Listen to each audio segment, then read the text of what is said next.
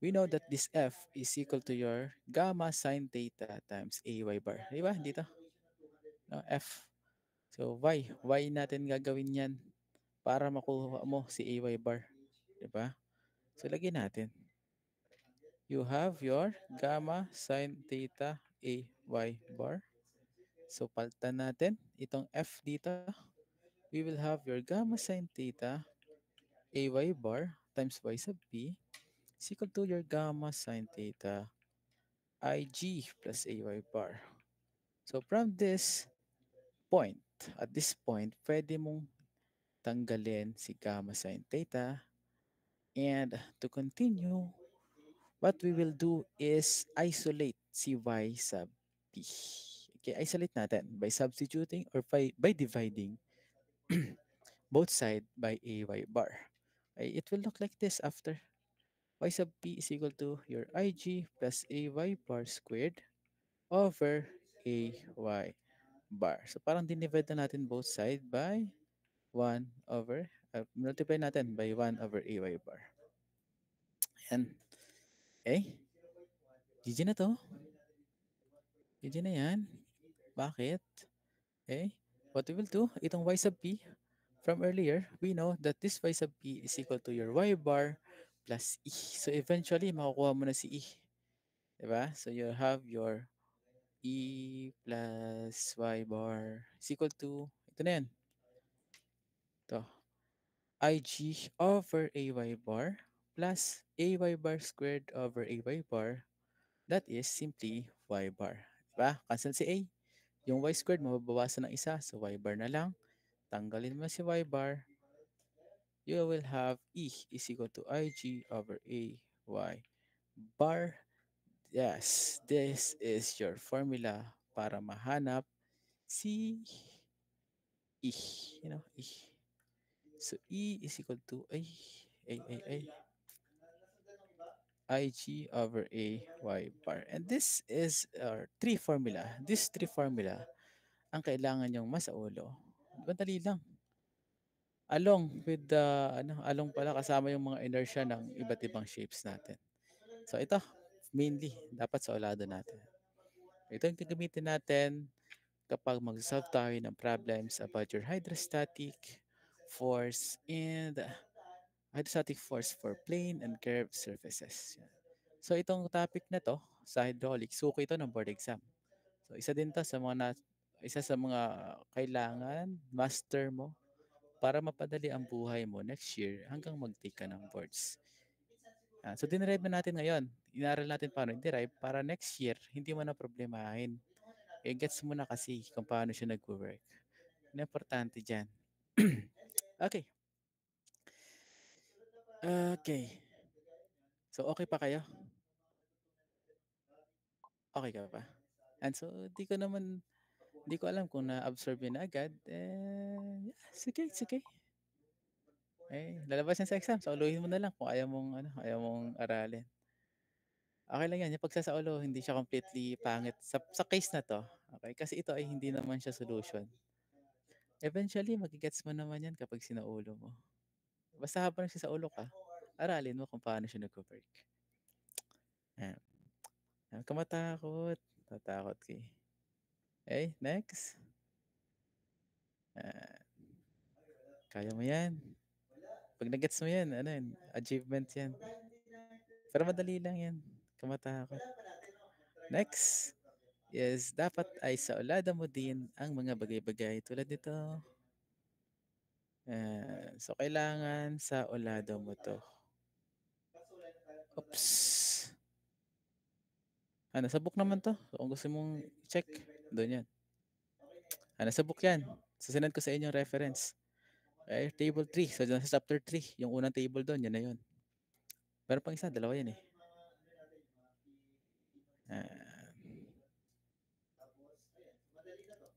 So baka magtanong ka, sir, bakit ko naman kailangan soluhin yan? Di ba pwedeng hindi? Kailangan. Bakit? So sa ating equations, pansinin mo, ano yung mga kailangan mo dyan? You need h bar. Ano si h bar? Distance from water surface. Sige na, huwag ko na sulat. Distance from your water surface papuntang center of gravity. Center of gravity, centroid. Kaya dapat alam mo ang centroid ng lahat ng shapes. Okay, kahit hindi lahat, yung common. Your circle, rectangle, triangle, ano pa ba? Yan lang. Semicircle. Yan. Kaya you have to know. And if ever may trapezoid na lumabas, dapat alam mo rin kung paano kunin ang centroid ng trapezoid. So, importante yung knowledge na na-attain mo sa statics or sa kung saan man.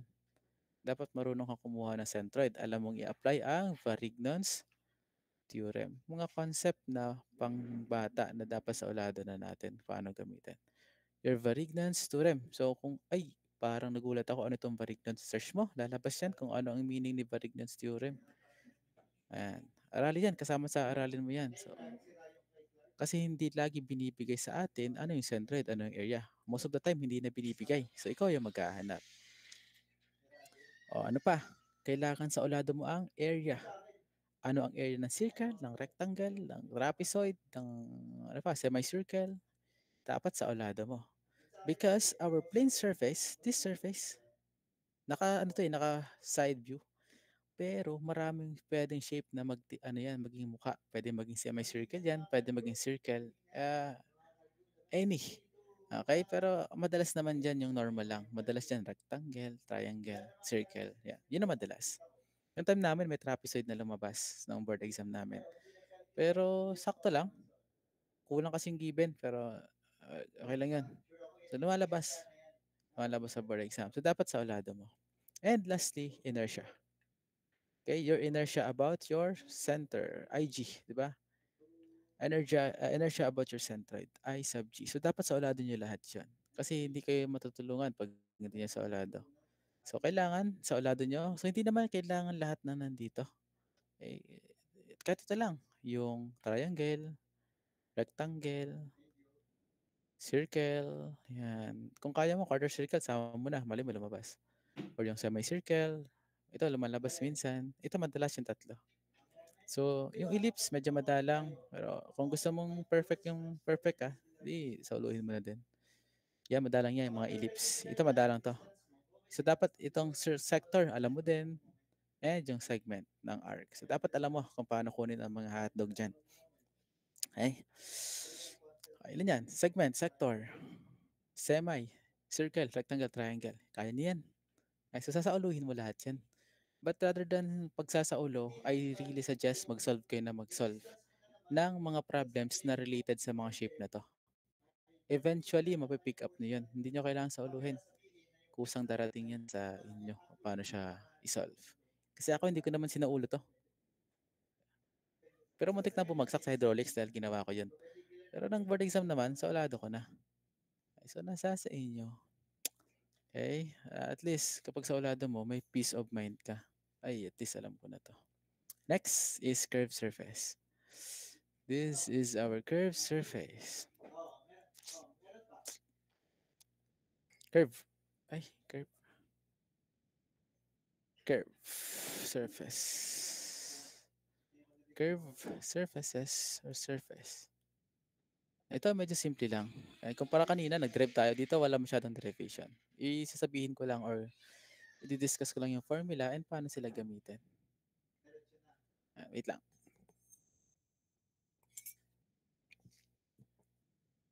Okay.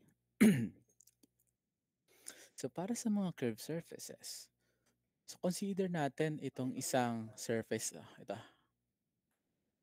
Surface.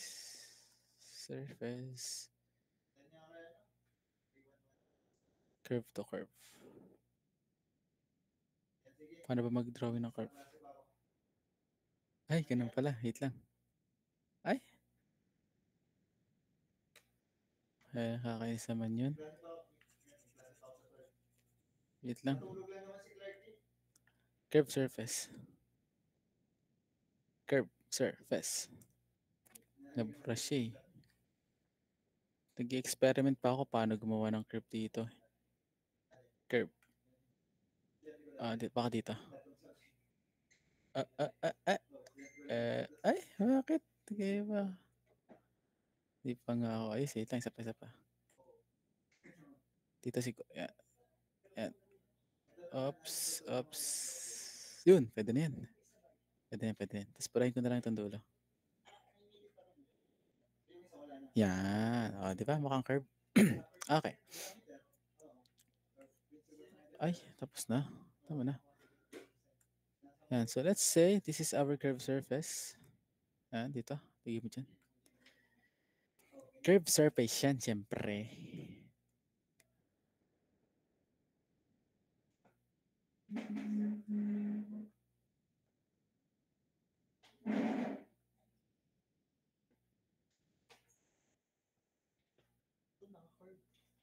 Siyempre. This is your curved surface. And actually, pangit ng curve. Purahin ko na nga lahat. Gagawin ko. Gagawin natin. Gagawa na lang tayo ng normal na curve. Yan. Yan. Di ba ang dali ng buhay? Yan. Ito yung normal na curve. Wala, isa pa. Yan. May curved surface ka. Imagine mo, dito kanina sa nauna, resultant force na yan. This is resultant force. So dito sa curved surface natin, meron dalawang force na nag-act dyan. Ito kasing curve, parang pinaghalo siyang isang surface na nakahiga, tapos nakatayo, di ba? Curve nga eh. So meron dalawang force dyan. You will have your horizontal force and your vertical force. Given na yung tubig mo nandito sa taas. Pag nasa taas yung tubig mo, syempre. Dito yung tubig natin. Yan. This is your water surface. Syempre, yung force dyan, pababa. Okay? Ngayon, isipin mo, anong force ang magkakos nitong vertical force natin? Isa lang naman yung pwede mag-cause niyan. Yun yung, yun yung weight ng fluid. Okay, yung weight ng fluid. Yun lang naman yung pwede dyan. Wala nang iba. How about your horizontal force? Okay, so dito tayo medyo mag-exhibition lang. Konti lang. Exhibition tayo ng konti. Yan. So, ang ginagawa dito is hindi naman talaga super hirap. What we will be doing is to get the horizontal projection of your area ng ating curve. Isa pa pala, syempre kung meron kang FB and meron kang FH, meron kang resultant. Diba? Resultant force. And that resultant force from statics, alam mo na to, that is FH squared plus FV squared. Okay, hindi na natin ano yan. Tututukan, gets mo na yan eh. That's your resultant. Now, paano ngayon si horizontal force? So if this is your curve, and si curve mo, syempre hindi naman yan flat na ganyan. Sa totoong buhay, may area yan. Ganyan. Yan. This is your curved surface. May force dyan, tumatama. Yan. And let's say this is the height. Vertical height ha, hindi yung curve height. Vertical. And meron siyang length. Okay, or width na lang, width. Yan, width ng ating curved surface. So, ang ginagawa mo dyan, okay, if this is your curve, curved surface natin, curved surface, paano pa i-draw yung curved surface? Hindi ko ganun, parang ganun. Pangit ang drawing talaga. Okay, so ito yung curved surface natin. Ang ginagawa is maglalagay ka ng horizontal projection. Horizontal projection. Oops, oops. So horizontal projection ka dyan, you will get the horizontal projection. Ano yung magiging mukha ni horizontal projection? Kasi knowing that our gate looks like this, para siyang parang 3D. 3D naman talaga yung ating surface. So kung kukunin mo yung horizontal projection niyan, makakabuo ka ng area na flat at the front of your curved surface. So parang ganito. Yan. May area ka dyan. So gaganon. Okay? Yan, pag gano'n. So, given that your curve, syempre, merong length pag gano'n. Yan. Okay? So, ito na yun ha, ito na. Ito ang ating curve na to. Ito na yun. So, this will be your height and this is your width. So, kung titingnan mo at the front, magkakaroon tayo ng area na parang ganito. Okay? This is your height and this is your width. Okay, ito na yan. Your width, your height. Para siyang rectangle. And note that this rectangle ay flat kasi nga horizontal projection. So, ipoproject mo lang siya paharap, ignore mo na yung pagiging curve niya. Okay, so magiging mukhang ganito. Flat na yung surface. Kung naka-side view yan, parang flat na lang. Parang ganito na lang. Yan. Diba? Ito si H. Okay, so yun na yun. Flat na siya. Eh kung flat surface yan, ano yung gagamitin nating formula? Alam mo na. Diba? For flat surface or for plane surface, the formula is gamma h bar times A. Ano yung area? W times your height. Ano yung h bar? Hindi yung kalahati, centroid. Papunta sa water, kung nasaan yung water surface. Yung gamma, gamma ng liquid.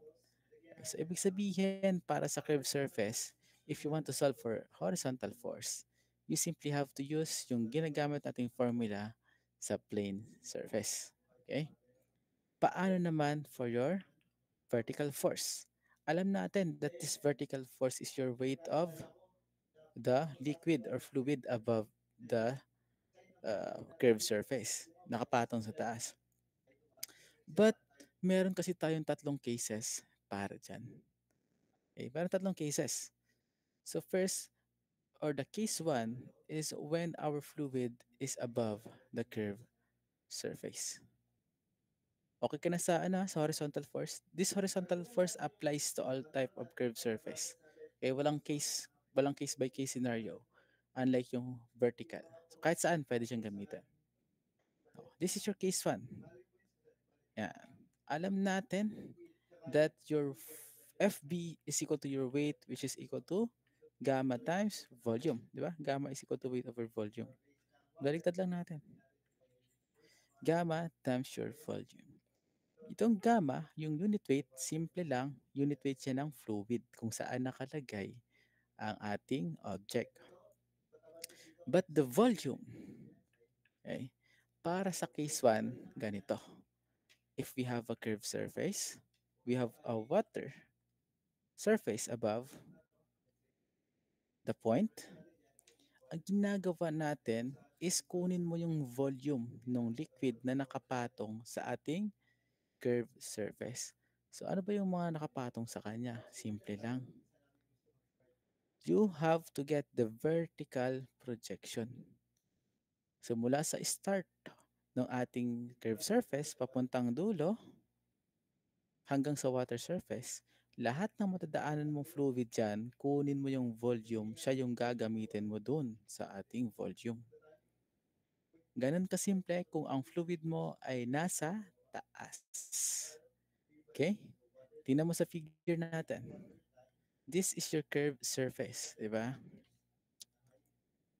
This is our curved surface. Kita mo yan? Yan, oh. Yan. Nasaan ang tubig? Ito, nandito yung water surface. So, ibig sabihin may tubig na nakapatong sa kanya above.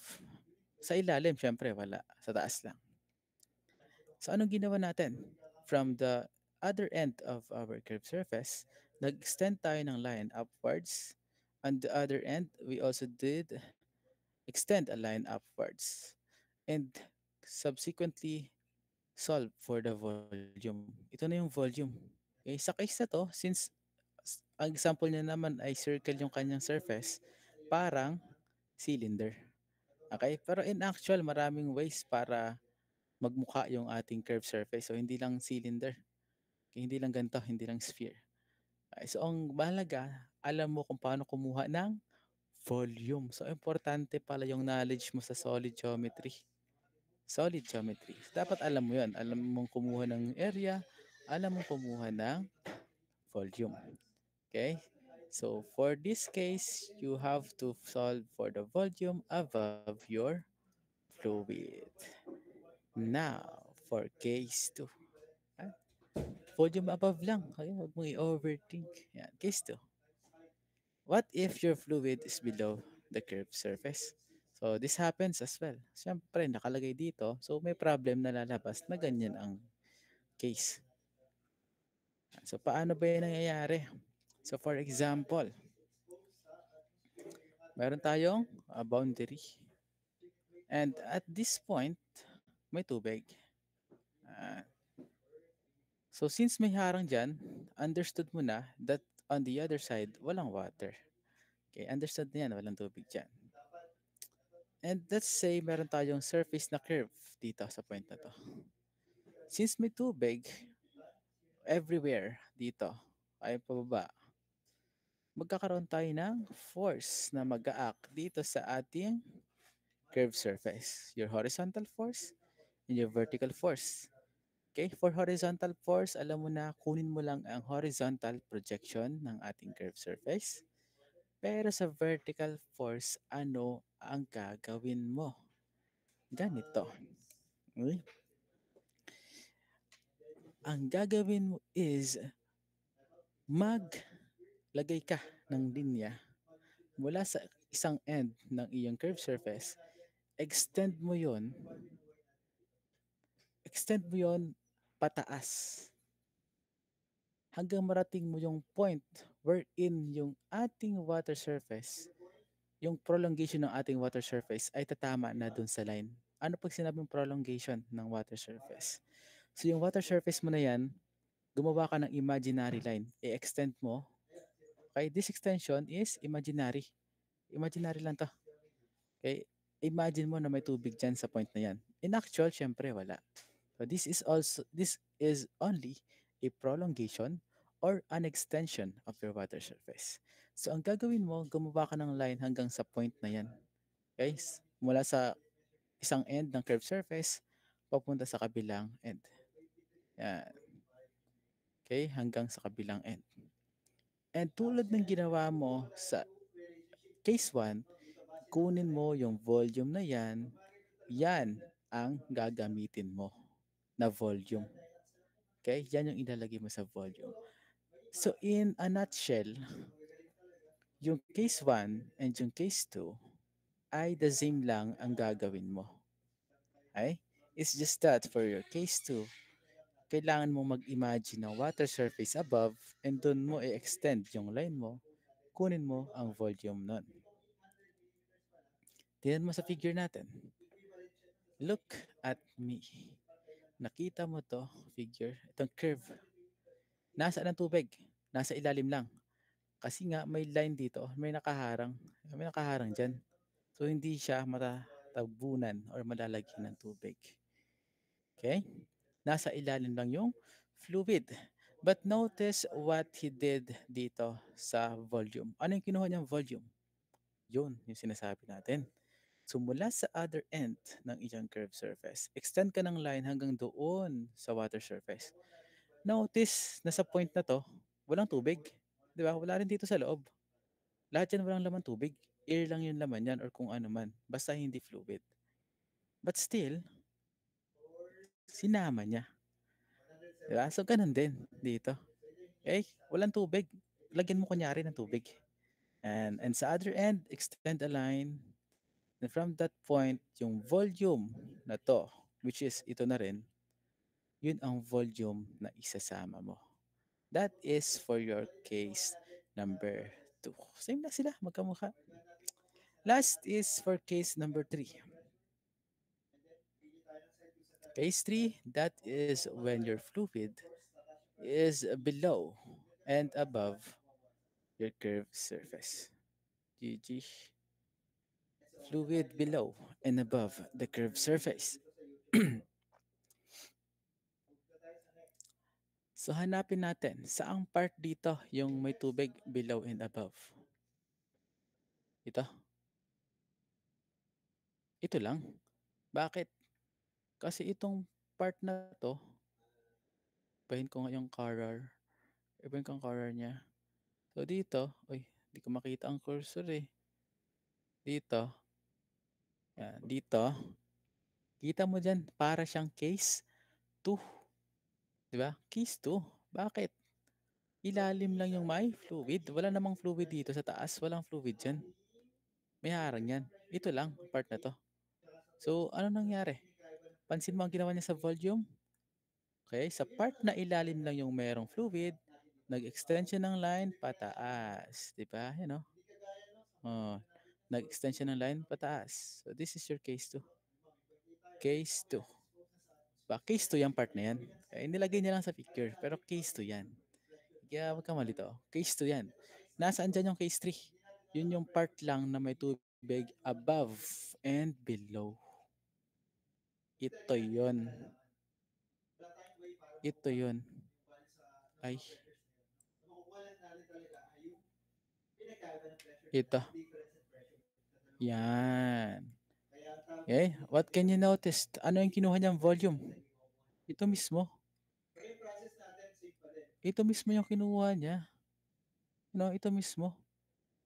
So, ibig sabihin pala, if we have a curved surface and it has water below and it has water above, ang volume na i-consider natin is the volume inside.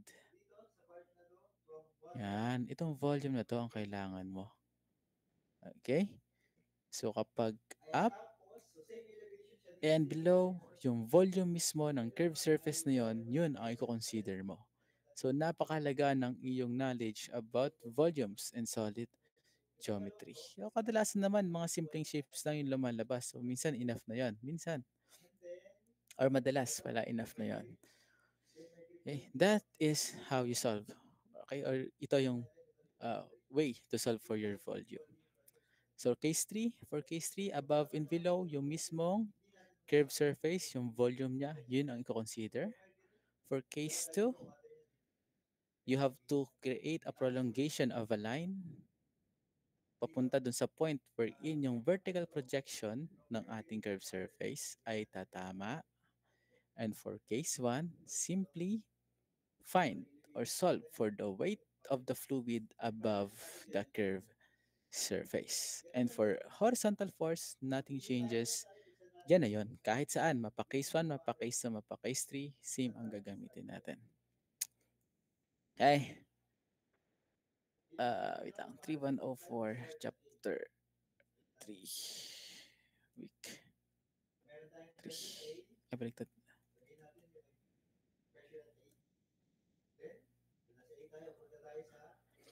Yan. Yan lang ang i-discuss nating concept today. So, tatanungin ko kayo. Gusto niyo ka ituloy ang pagsasolve ng problem or next week na? Hindi ko kayo tatanungin kung nagigets niya kasi ano hindi ko natatanong kung naiintindihan niyo. Actually, gusto ko maintindihan niyo agad pero syempre we can force things, 'di ba? Parang sa pag-ibig lang. You don't have, we don't, we can't, we can first force yung gusto natin sa ibang tao. Okay, that will not end up well. Gusto niyo mag-solve ng sample problem or next week na? Aha. Asus. Okay, ano? Kung gusto niyo